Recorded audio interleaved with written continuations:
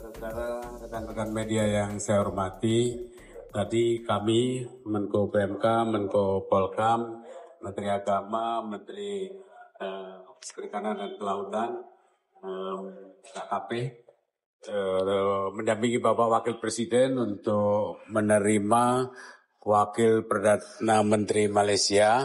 Jadi ada beberapa hal yang dibahas, yaitu peningkatan kerjasama ekonomi, terutama sekali kerjasama ekonomi di kawasan Batam dan Johor, kemudian juga kerjasama untuk industri halal, karena Indonesia dan Malaysia ini adalah masyarakat Muslim yang terbesar di Asia Tenggara.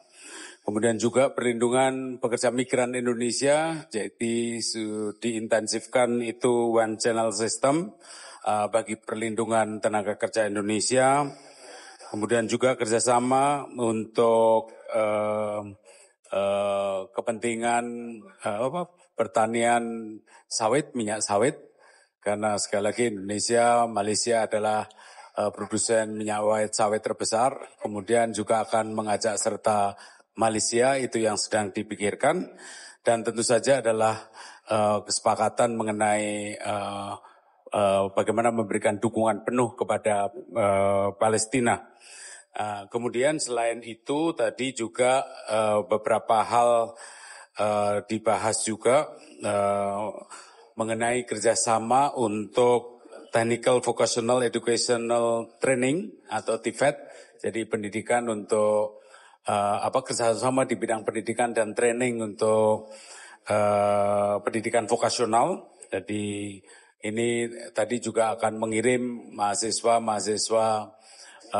Malaysia ke Indonesia, ke Institut Teknologi, ke beberapa universitas di Indonesia. Dan juga tadi Pak Wakil Perdana Menteri juga menegaskan tentang pentingnya kerjasama pariwisata, karena tahun 2026 nanti itu adalah tahun pariwisata Malaysia. Jadi beliau juga minta izin untuk promosi pariwisata. Selain itu, tadi menegaskan juga nanti ada kerjasama di bidang kelautan, terutama perlindungan nelayan antara dua negara. Kemudian kerjasama di bidang pertanian, karena tadi Pak Wakil Perdana Menteri Malaysia juga menegaskan bahwa produksi pertanian Indonesia bagus, jadi ingin belajar juga dari Indonesia. Di luar itu, tadi ada beberapa hal juga yang disampaikan oleh Pak Menteri Agama mengenai kerjasama pemukiman di Arab Saudi untuk menampung warga kita yang menjalankan ibadah haji dan umroh, terus kemudian pendidikan untuk Islam moderat di antara dua negara, dan kesepakatan mengenai industri halal. Saya kira itu tadi yang dibicarakan. Nanti Pak Menko Polkam, juga Pak Menak dan Pak Menteri KKP bisa menambahkan lebih detail. Saya persilakan Bapak. Terima kasih Pak Menko PMK. Rekan-rekan media sekalian yang saya hormati, dalam pembicaraan tadi, utamanya adalah peningkatan kerjasama di bidang strategis antara Malaysia dan Indonesia, sebagaimana telah disampaikan Bapak Menko PMK. Di bidang politik dan keamanan, tentu nanti akan ada rapat-rapat teknis lanjutan, khususnya pembahasan penguatan kerjasama di bidang perbatasan dalam hal penanganan terorisme, kemudian penyelundupan baik barang dan manusia, narkotika.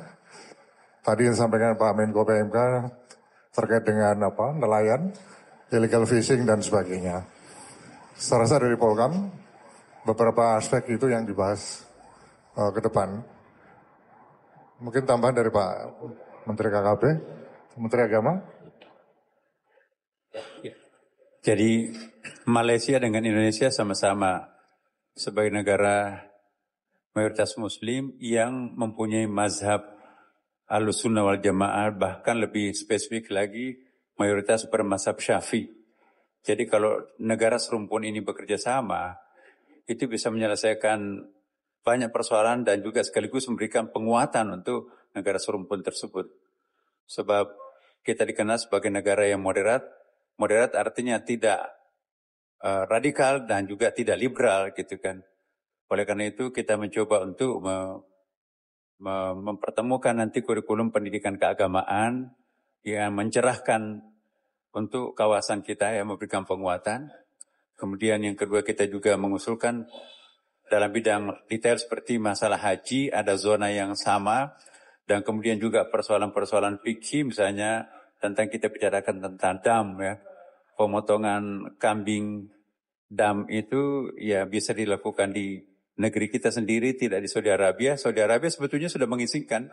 Jadi bayangkan 210.000 kambing yang harusnya dipotong di sana, kambing orang lain. Nah kalau itu nanti dipotong di Indonesia sebanyak itu, kambing kita, kemudian yang memakan dagingnya semuanya adalah dari kita. Nah jadi kita tinggal mempersemakan wawasan mazhab Syafi'i, mazhab Ahlussunnah wal Jamaah. Kalau itu dimungkinkan, Saudi Arabia memberikan izin untuk itu. Saya kira itu yang paling penting. Terima kasih.